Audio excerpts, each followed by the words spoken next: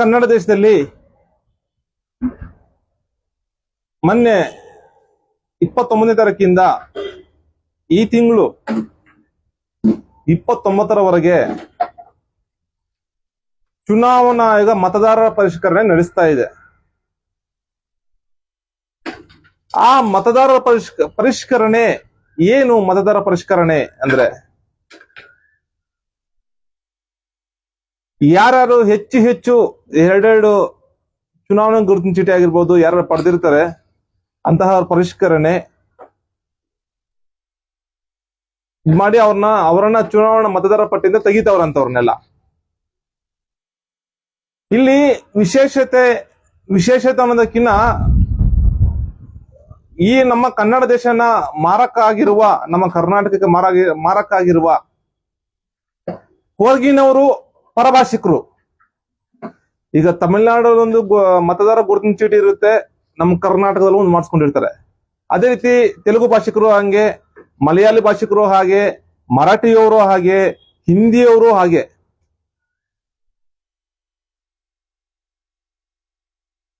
ಇವರಷ್ಟೇ ಅವರ ರಾಜ್ಯಗಳಲ್ಲಿ ಪಡಿತರ ಚೀಟಿ, ಇದು ಮತದಾರರ ಗುರುತಿನ ಚೀಟಿ ಮಾಡ್ಕೊಂಡಿರ್ತಾರೆ.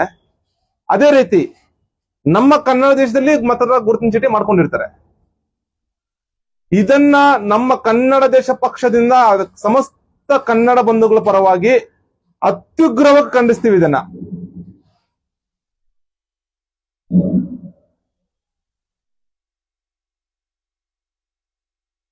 ಏನು ನಮ್ಮ ಕನ್ನಡ ದೇಶದಲ್ಲಿ ಪರಭಾಷಿಕರಿಗೆ, ಹೊರಗಿನವರಿಗೆ ಚುನಾವಣಾ ಗುರುತಿನ ಚೀಟಿ ಯಾತಕ್ಕೆ? ಅವ್ರಿಗೆ ಚುನಾವಣಾ ಹಕ್ಕು ಏನಕ್ಕೆ? ಮತ್ತೆ ಚುನಾವಣೆಯಲ್ಲಿ ಸ್ಪರ್ಧೆ ಮಾಡೋದಕ್ಕೆ ಹೇತಕ್ಕಾಗಿ? ರಾಜಕೀಯ ಅಧಿಕಾರ ಕರ್ನಾಟಕದಲ್ಲಿ ಪರಭಾಷಿಕರಿಗೆ ಯಾಕೆ ಬೇಕು? ಯಾಕೆ ಕೊಡಬೇಕು? ಇಂತಹ ಜಡುಗಟ್ಟಿದ ಕರ್ನಾಟಕಕ್ಕೆ ಮಾರಕ ಆಗಿರುವಂತಹ ವ್ಯವಸ್ಥೆನ ಇತ್ತೀಚೆಗೆ ಹೊಸದಾಗಿ ಪ್ರಮಾಣ ವಚನ ಸ್ವೀಕರಿಸಿದ ಸನ್ಮಾನ್ಯ ಮುಖ್ಯಮಂತ್ರಿ ಶಿವಕುಮಾರ್ ಅವರೇ ಇದ್ರ ಬಗ್ಗೆ ಸೂಕ್ತವಾದ ಗಮನ ಹರಿಸಿ, ಇದ್ರ ಬಗ್ಗೆ ಸತ್ಯಾಸತ್ಯತೆನ ಪರಿಶೀಲನೆ ಮಾಡಿ, ಸೂಕ್ತವಾದ ವರದಿನ ತರಿಸ್ಕೊಂಡು ಇದಕ್ಕೊಂದು ಸಮಿತಿ ರಚನೆ ಮಾಡಿ ಕೂಡಲೇ ತತ್ಕ್ಷಣ ಎಚ್ಚೆತ್ತುಕೊಂಡು ಸಮಸ್ತ ಕನ್ನಡ ಧರ್ಮದ ಕನ್ನಡ ಬಂಧುಗಳ ಉಳಿವಿಗಾಗಿ, ಕನ್ನಡ ದೇಶದ ಉಳಿವಿಗಾಗಿ ಪರಭಾಷಿಕರು ಯಾರ್ಯಾರು ಅವರ ರಾಜ್ಯಗಳಲ್ಲಿ ಮತದಾರರ ಗುರುತಿನ ಚೀಟಿ ಇಟ್ಕೊಂಡು ಇಲ್ಲಿ ಯಾರು ಪಡ್ಕೊಂಡು ಚುನಾವಣೆಗೆ ಸ್ಪರ್ಧೆ ಮಾಡಿ ಕನ್ನಡ ಬಂಧುಗಳಿಗೆ ಮಾರಕ ಆಗ್ತಿದ್ರಲ್ಲ, ಅಂತವ್ರಲ್ಲ.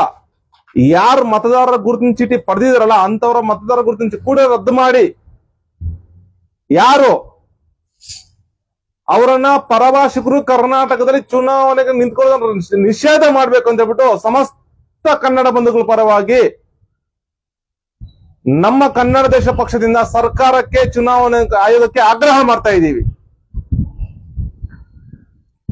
ಜೈ ಕನ್ನಡಾಂಬೆ, ಜೈ ಕನ್ನಡ ಧರ್ಮ, ಜೈ ಕನ್ನಡ ದೇಶ. ಶರಣಾರ್ಥಿಗಳು.